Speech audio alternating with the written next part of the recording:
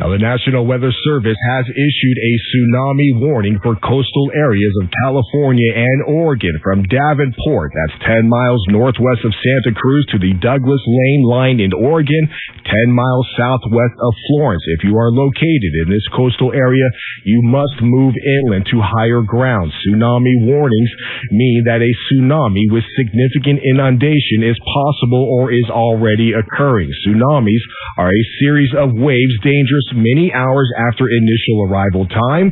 The first wave may not be the largest. At 10:44 a.m. Pacific Standard Time, an earthquake with a preliminary magnitude 7.3 occurred 45 miles southwest of Eureka. The tsunami warning will remain in effect until further notice. Refer to the internet site tsunami.gov for more information. This concludes the activation of the emergency alert system.